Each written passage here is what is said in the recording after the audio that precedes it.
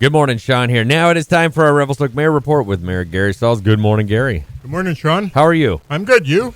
It's another day in paradise, Gary, so I don't have anything to pick a fight with you about, which is sort of boring. I know, I think there's always someone out there, Mo, that wants me to pick a fight with you. But I don't know what about. There's always something, though. So what's Mo up to that maybe we should talk about? He's retired. He needs something to do. Oh, man. So I see that there was an accident that happened over by the south side, or at least I read about one. Someone got T-boned there. Yeah. As far as I know, I mean, I could be wrong. As far as I know, that is the first one, or like maybe the most public one. I don't know. Yeah. Hopefully. And again, I don't know whether it was the first one or what. I mean, we've had incidents there in the past. Engineers have looked at that. We've done some slowing down when you could go straight through Fourth. We had an abatement process in where you saw the porcupine cones up that kind of slowed people down. Some people are going like, okay, this needs to become a four-way stop. Engineers have looked at that and say, no, that's not conducive. However, my understanding on this recent accident is someone had stopped and then actually bolted straight through and hit the other person and T-boned them. So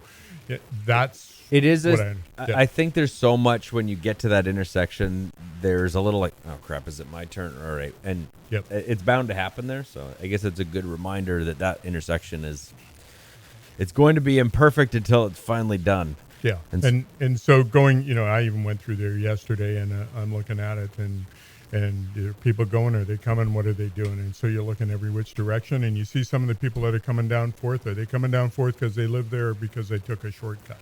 Right. And so you just have to pay attention. And I had to go down there because, Kristen's mom lives there. So you have to come out. But you always feel this like, I have a reason to be here. There's this judgment. Of course. Yeah. There's an address here I go to. So you didn't have your I'm a mayor sticker, get out of my way? You don't get like a little red light to put on top of your car? I have a little purple light to put on my top of my car, but that's only for emergency. That's a whole different thing. So speaking of the roundabout, do they have a time frame, a date closer? Mid-September. Okay. That's kind of what we're looking at. We were hoping for the beginning of September. We're kind of a couple weeks behind now on that.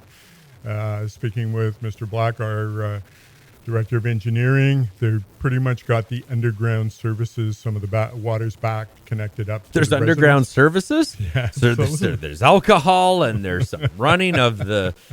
Okay. Yeah. Anyway, so that's completed, and now that's the stuff that we get to see. Okay.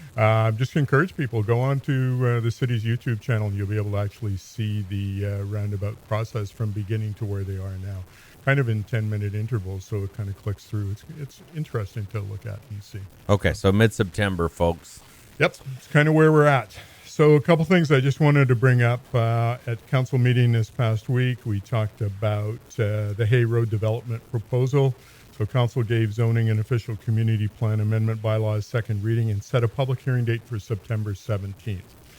So we're going to go through a process. Public hearing process is under review. So we have to follow the provincial health orders for mass gatherings. So we need to make sure that everyone's under 50 people inside. So the staff are kind of working out how that's going to work.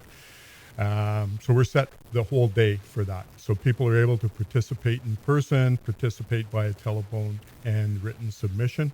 And we'll have a little bit more on our website as we get a little closer to that. Just do it in the auditorium.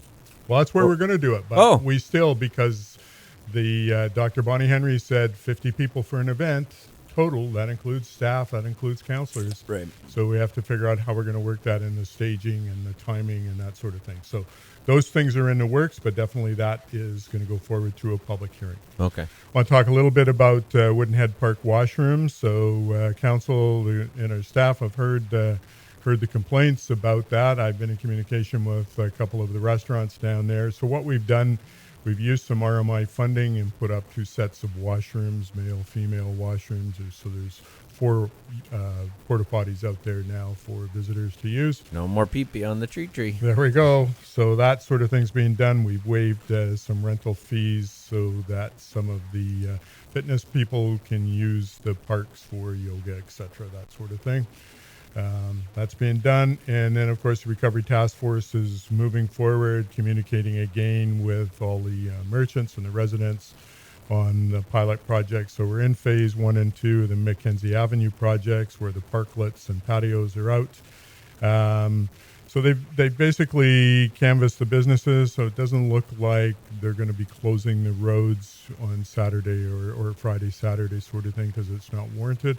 Some of the businesses are having a hard time getting staff and being able to move that, and we're seeing that in a lot of businesses. There's some masks coming, so we've ordered 10,000 masks, or the task force has ordered 10,000 masks that are going to be coming. That say the word Revy on the side. They're going to be distributed through Community Connections, the Visitors Center, and local businesses, so people will be able to get that. And they're encouraging uses of masks. Definitely when you can't physically distance, use a mask and make sure that you're safe. We need to kind of go forward with that sort of thing.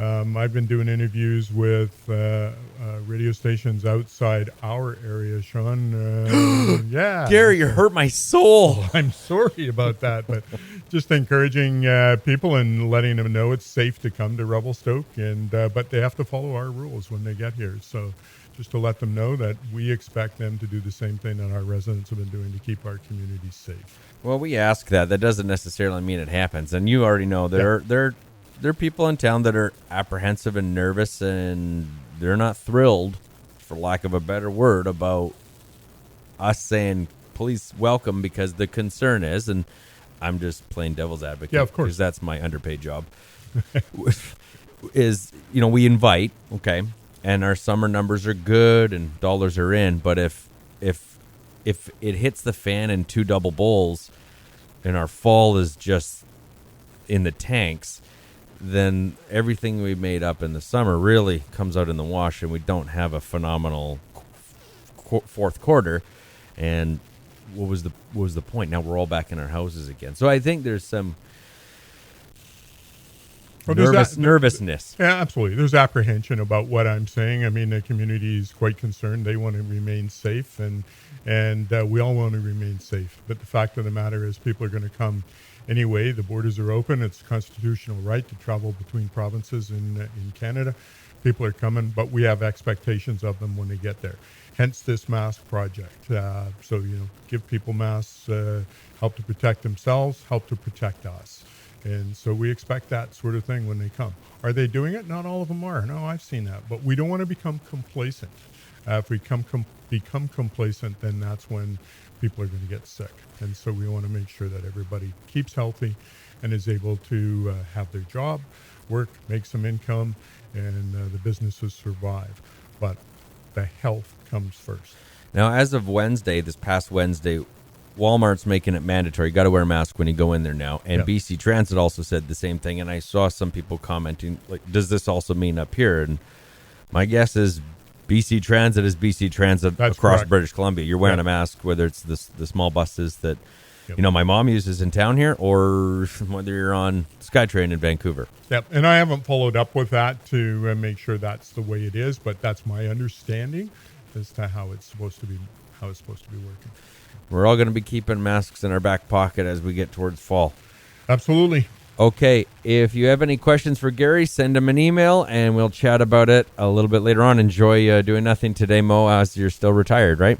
There we go, Mo. Enjoy.